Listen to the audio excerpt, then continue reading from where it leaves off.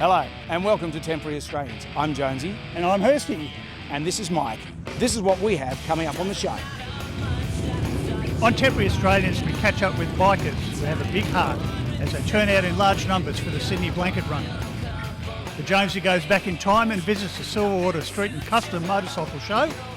We find out what motorcycling fun the V8 superstars Todd and Rick Kelly get up to. We also find out what makes a street fighter. And Dr. Brendan Nelson, former Australian opposition leader, confesses to his bad behaviour. We discover what motorcycling courage is all about, and the Lord Mayor of Parramatta tells us why bikies are welcome in his city.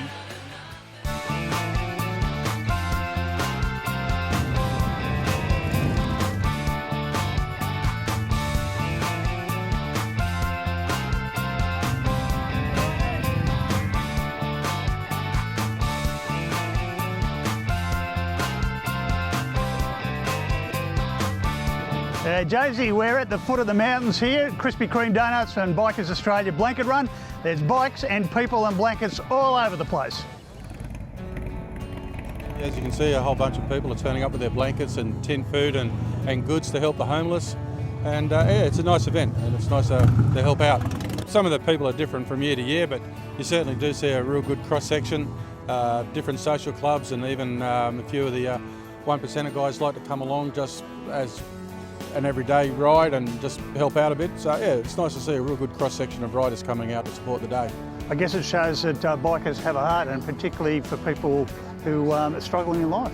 Well, exactly. They know what it's like not to always be on the right side of the ledger, let's say, and they appreciate when things are good, and they don't like to see someone suffering. If they can help out and donating a blanket and a bit of food and a few goodies helps out, they're happy to do it. And that's a really generous thing about bikers. They do like to help out, and they see someone in strife, they'll jump in.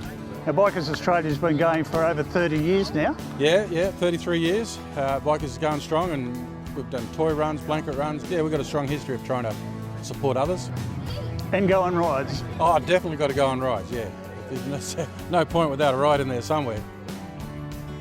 Kings Cross Bikers regularly supports the blanket run. Yep. Can you tell us why?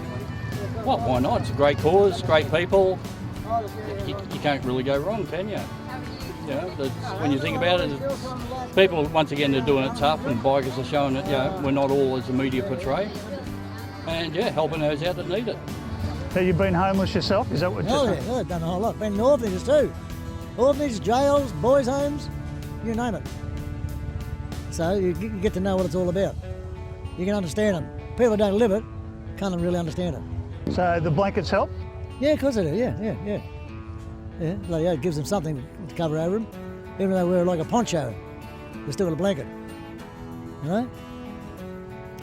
Poor buggers.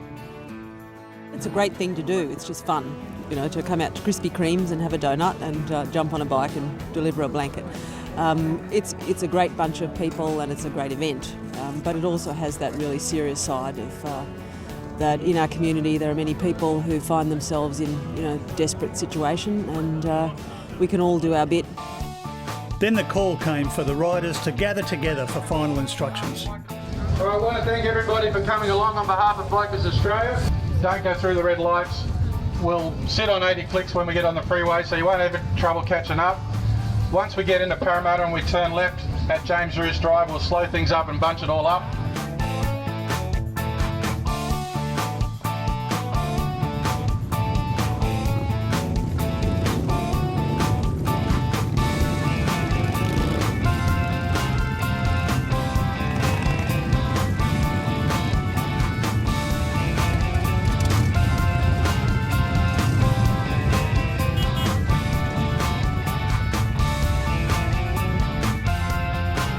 When all the big-hearted bikers were ready, it was off to Parramatta.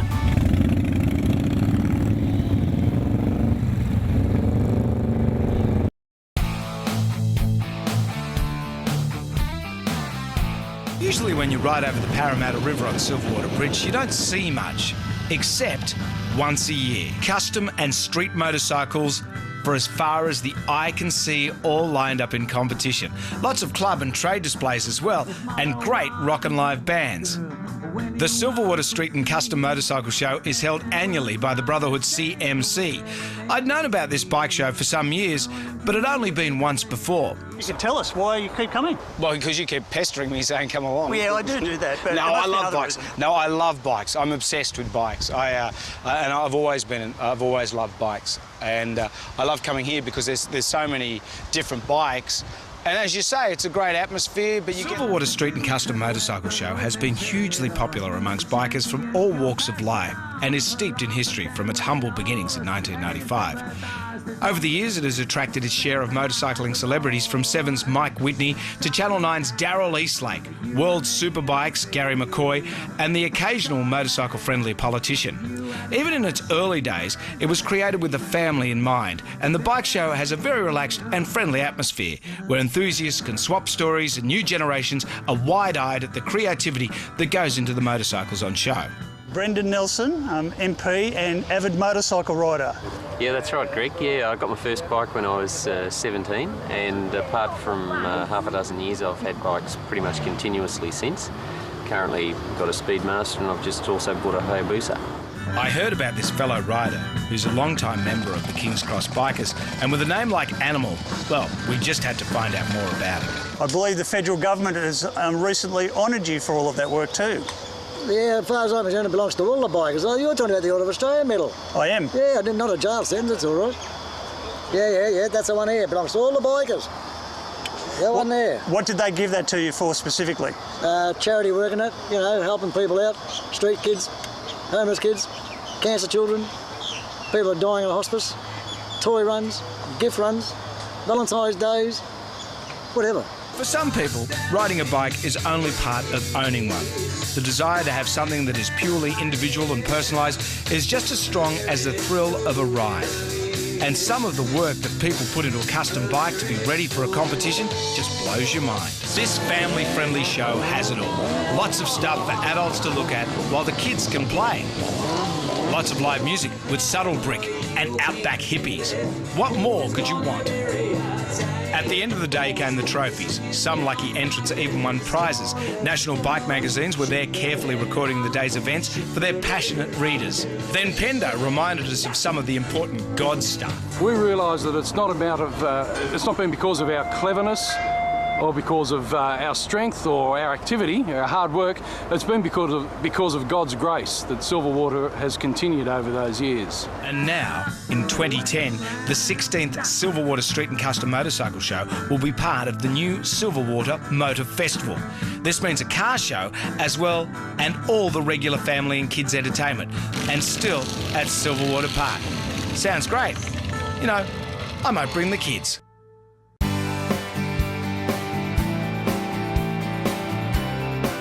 Do you ever wonder what V8 drivers Todd and Rick Kelly get up to when they're not racing at Bathurst or anywhere else in Australia for that matter? The best way to find out, I reckon, is simply to ask.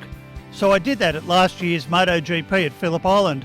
Fellas, can you tell us a bit about your racing career? How did it start and what are you doing with it now?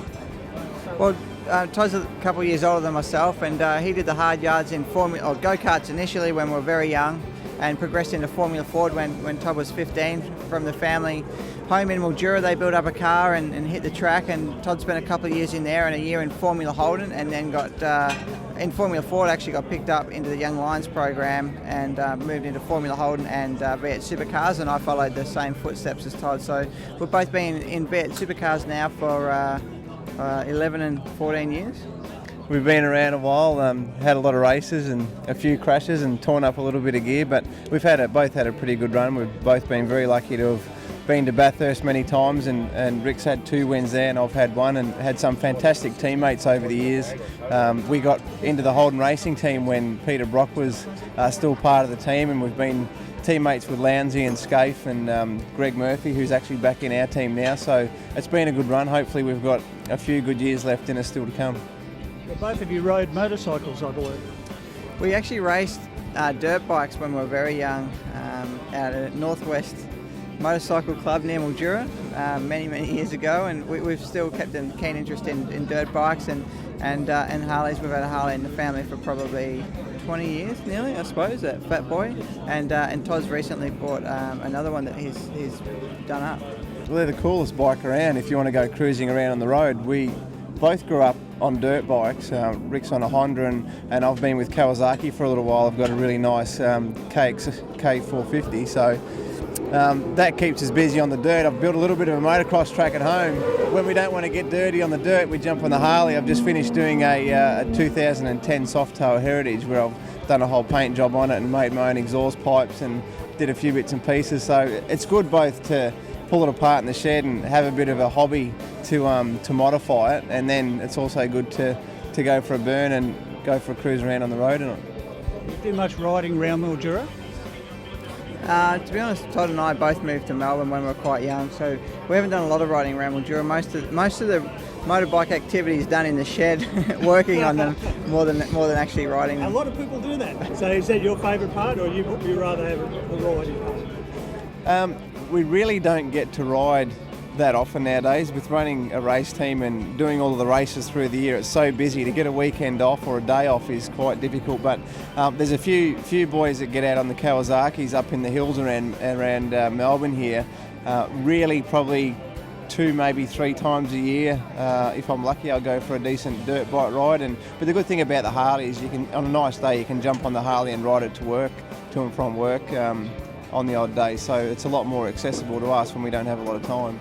Amongst the other V8 drivers, have you found there are many who ride as well?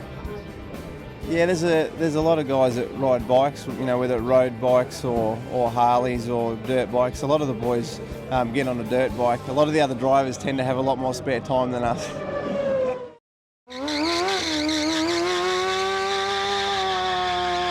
Australia being such a multicultural society has taken influences from all those different areas and combined it into a totally different type of bike.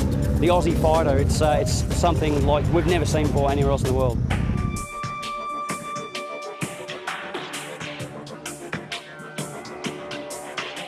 So basically, you take a common sports bike, strip it of all the fruit, and there you have a street fighter.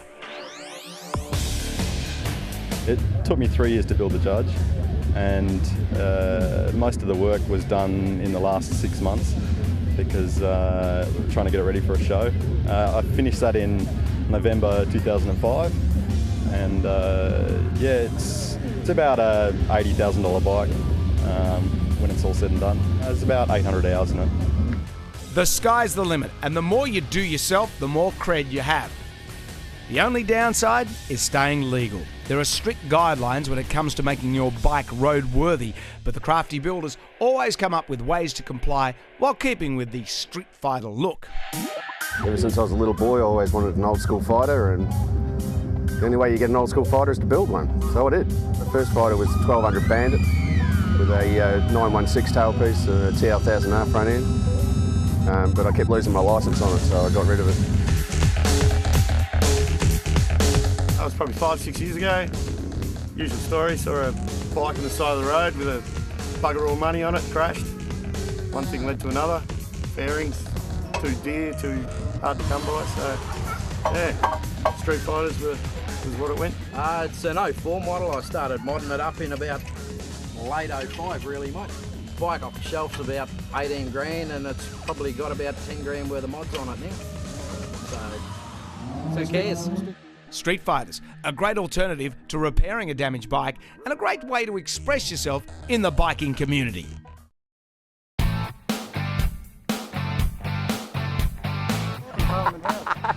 Well, at the time I was Australia's Defence Minister, and I've got my Speedmaster, and I went to go into the ministerial car park and the guy wouldn't let me in. So, I took the helmet off, and as soon as he saw me, he was embarrassed that he'd stopped me from going in.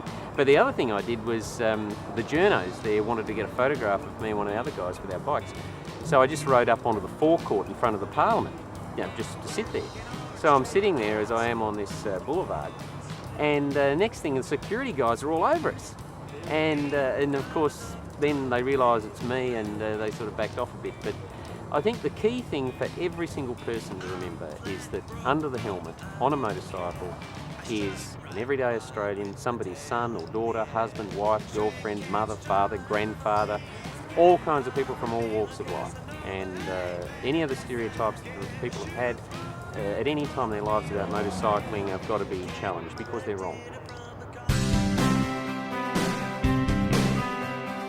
I'm here at Cranbourne with Alan Zimmer, better known as No Brakes to his mates in MRA.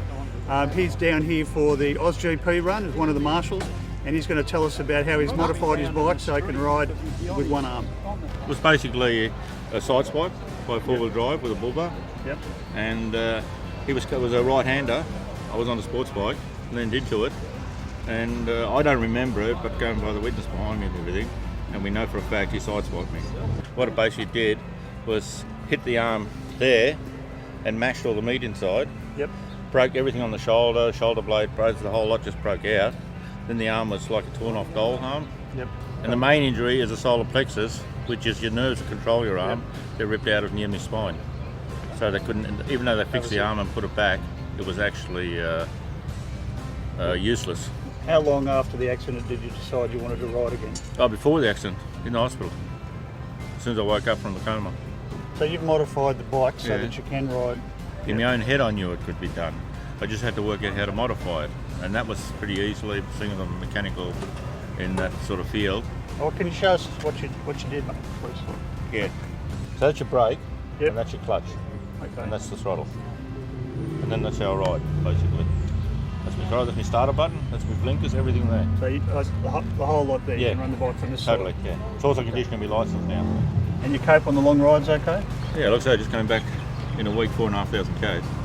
And I look happy, don't I? Doing pretty good. Yeah, I went to see the daughter in Brisbane, picked up a few mates in Sydney, and then came back down again. Through the hills, through the gravel. I went around Australia last year. Yep. That took me 6 weeks, because somebody said you can't do it with one arm. So I'm a bit, That's challenging for you, isn't it? Yeah. When people say you can't do it. And a lot of people say, well, it's good on you. Other people say you're an idiot for, what the bike did to you. I said the bike didn't do it. You know what the Aussie sense of humour is, mate. Yeah. If you're going to limp, well, they'll call you hoppy. If you've got to have a nickname if you've lost an arm. Yeah. Mate. Well, actually, better known as No Brakes, because I got a No Brakes. Yep. nickname which the club gave me because apparently I don't use my brake lights much.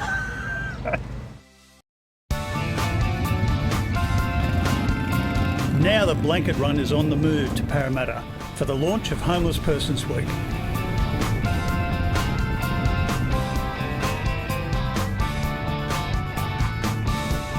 We see a mass of bikes on the road sticking together. You know something's been organised. People often assume the worst, but mostly they are riding with friends, campaigning for something good for motorcycling, or even helping the homeless. Quite a number of the people that come along are sleeping rough or in a cycle of homelessness where they're not real sure, where they might be staying. And yeah, it's good to attract them and to make them feel welcome. And when we've got the blankets, if people are in that situation, then Anglicare give them a blanket. The idea is to basically build up that sense of belonging. They're a part of the Parramatta community, they're a part of the day, and just to make everybody feel welcome and that we're a whole of community. This is one of the best ways to celebrate Homeless Week. To be able to come out and connect with a community like you've done today is something you should truly be proud of. What this does, it gives people the true impression that bikies are about the community and about getting out there and helping the people that are in need of help. I think it's a fantastic initiative to raise awareness for the homeless people, which is obviously a big issue in today's society, and especially here in Parramatta. The official part had just about everything. Live music from Subtle Brick, a performance from the Sydney Street Choir. MC Grant Howard set the scene and introduced the Lord Mayor of Parramatta, John Chetard, who honoured Sarah, a local schoolgirl who gave up her birthday to give blankets to the homeless. Well, I know there's a lot of homeless people in Australia, so I just thought maybe I should donate blankets instead of getting presents from my friends and family and just having fun. What does your family think about that? They really like it. And your friends? Yeah. You're having a good time down here? Definitely. Federal member Julie Owens raved about the motorcycle experiences she's had and the blanket run she'd been on.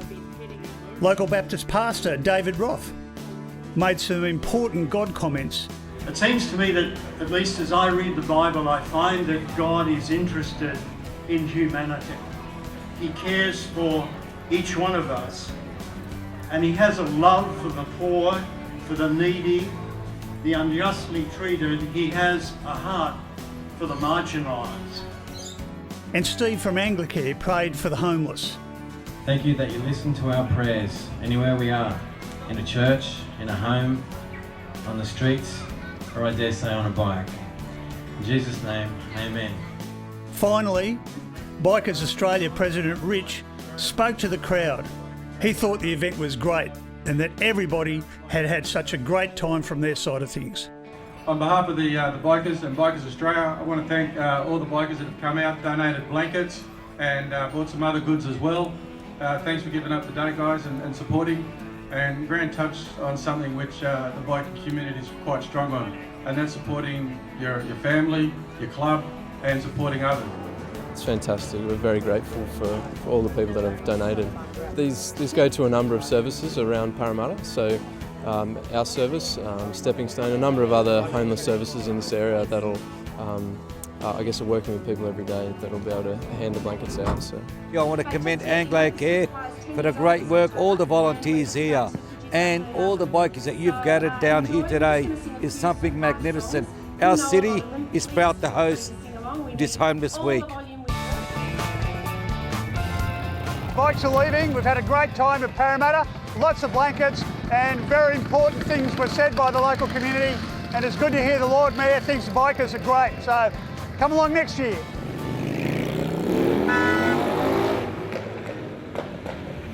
Well, what a great show, Greg. Yeah, look, I really enjoyed the riding, mate. It was great fun. I'm going to head out and do that right now. We'll catch you next week. See Bye. ya. Shiny side up.